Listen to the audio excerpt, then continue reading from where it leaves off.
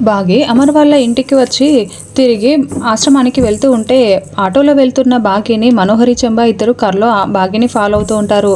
నేరుగా బాగి అమ్మ ఒడి ఆశ్రమానికి వస్తుంది. బాగి లోపలికి వెళ్ళి కూర్చొని ఉంటే కిటికీలో నుండి మనోహరి చెంబా ఇదంతా చూస్తూ ఉంటారు.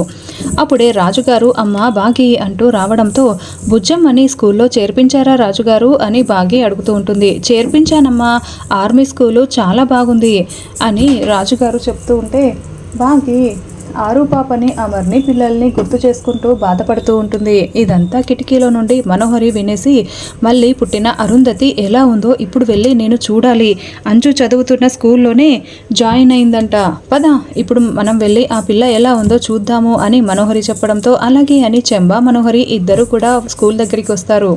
మనోహరి చెంబా స్కూల్ దగ్గరికి రాగానే పిల్లలందరినీ కలిపి టీచర్స్ నడిపించుకుంటూ గేటు బయటికి తీసుకొస్తుంది. పిల్లలందరినీ చూసిన మనోహరి వీళ్ళలో అరుంధతిని ఎలా కనిపెట్టాలి చెంబా అని మనోహరి అడుగుతూ ఉంటుంది. చెంబా కూడా ఎలా కనిపెట్టాలా అని ఆలోచిస్తూ చూస్తూ ఉంటుంది. పిల్లలందరూ వెళ్తూ ఉంటే వాళ్ళలో ఎవరు అబ్బా అని మనోహరి వాళ్ళకి అడ్డుగా నిలబడి చూస్తూ ఉంటుంది. పిల్లలందరూ కూడా మనోహరికి మధ్యలో ఉంచి వెళ్తూ ఉంటారు. ఆరు పాప మనోహరి పక్కగా వెళ్తూ ఉంటుంది. ఆరు పాప మనోహరిని తగలగానే పుట్టినప్పుడు దిష్టి తీస్తున్నప్పుడు మనోహరికి ఎలా అయితే కరెంట్ షాక్ కొట్టిందో ఆరు పాపని తగలగానే ఇప్పుడు మనోహరి చేతికి మళ్ళీ అదేవిధంగా కరెంట్ షాక్ కొట్టడంతో చాలా షాకింగ్గా అరుంధతి పాప వైపు మనోహరి చూస్తూ ఉంటుంది.